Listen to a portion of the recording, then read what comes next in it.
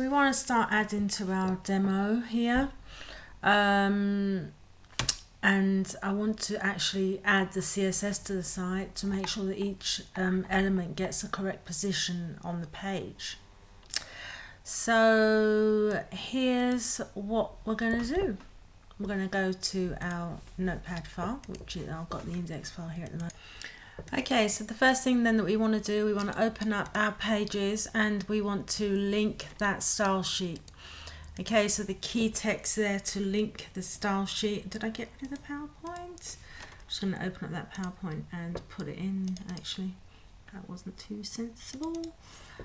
Right, so we go to the head, okay, in between the two head tags. I'm just going to copy all of that out into this PowerPoint so that you have something visual in front of you.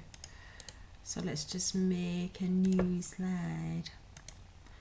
Okay, so we've talked about the different ways that you can put this style sheet into a page, and as I've said, this is the most efficient way to do it because it affects everything at once. Okay, so I'm going to make this bigger for you in a minute.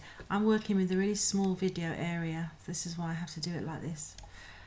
Alright, so this is linking the CSS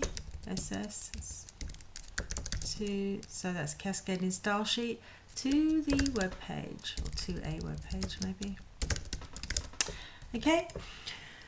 So inside the head tags, this is the most important thing to remember, that they go inside the head tags because the browser has got to read the things that you're linking to the page, and it will only do that, or she, if it's in the head tag. Okay, this is the same place that we have the page title. Just a reminder then, the page title comes up here, and you can't see anything else in the head file, so you can't see that it's linked, but if I go to view page source, you'll see that it's being linked. And there's the head there. I've actually done this in advance, you know, I've actually got a style sheet made because it will take ages to do it all. So soon enough there should be some styles to this going on to this page in a minuto. Just got to get the name of this right, purposely didn't, so that you could see it without.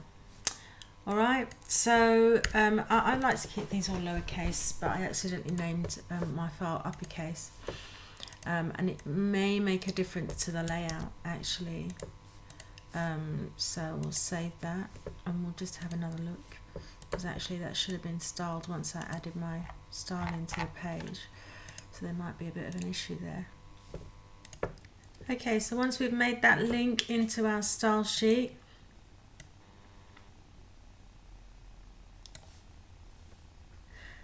you can call your CSS folder styles or CSS, it doesn't make any difference. I just find it easier, I don't know, to name it that. But styles, obviously there could be different styles applied to the same sheet. You can have a few of these on one sheet. You want this to be on all of your sheets, so this little line here is going to be in the head on all of your files, okay, all of your web pages I should say, okay, all of your web pages, it will be there. Alrighty, we're going to go on over to the style sheet now, so that we can have a little look at what that looks like. Can I open it in Notepad? Yes, there you go. So I want to edit this in Notepad++, and then you'll see that I've made a body, and I've said the width is 100. Automatic margins, essentially, I'll just get the web page up. The width of the body, do you know what? I haven't got the whole body in here, because but I hate this scrolling thing. You must check out responsive design. It's brilliant, and it makes your web pages very fluid. I've spoken mostly about a fixed design, but responsive design is it's not really part of your OCR A-level course, but if you really want to get into websites and stuff, you want to make all your pages responsive and your images, because what happens is when you resize the pages, the browser resizes automatically the page for you, so the images drop into line, everything drops into line. As I said, with the responsive design, if I can find something to show you. As I said, I don't want to spend too much time on it because it really just is a really nice web design thing. Go and have a look at some of these tutorials on it. W3 Skills is a good one. I really want to show you an example. Well, I think they're brilliant. They're just brilliant. Responsive design is great. This always happens when I'm not in a hurry. So allow. Let me see if I can get into this one. I just want one website to show you.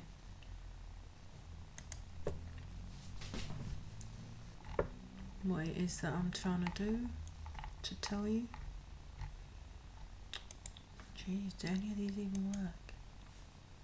So much advertising. Come on. Alright, maybe not. I'm trying to actually, written by Justin ABC. Let's see if it's actually his website there. If it doesn't work, I'm going to leave it because I want to move on. But let's hope this website is responsive. So when I drag it in, there you go. Yeah, can you see how it gets smaller? It actually matches the screen size of your document. There you go, bigger, smaller, and it just all falls into place nicely. That is responsive design. It's a small little bit of code. You get it off probably W3 Schools, or go through one of these tutorials. Just type responsive design into the browser. If you really want to create your own website, it is definitely worth looking at this viewpoint thing. Okay, I've put a link, I've put it here, but you go and find out a little bit more about it. Okay, you're looking for viewpoint or responsive design. Very, very, very useful. Okay, so back to the CSS. You can see the first tag that I've got styled here is the body tag. It's a HTML. It's a HTML element. There's no need for a period before it. You can just set your format, and we talked about the margins already. This one's got font family Verdana, and then you can see the font is beginning to take shape. You can make this larger if you like, but 100% is width across the page.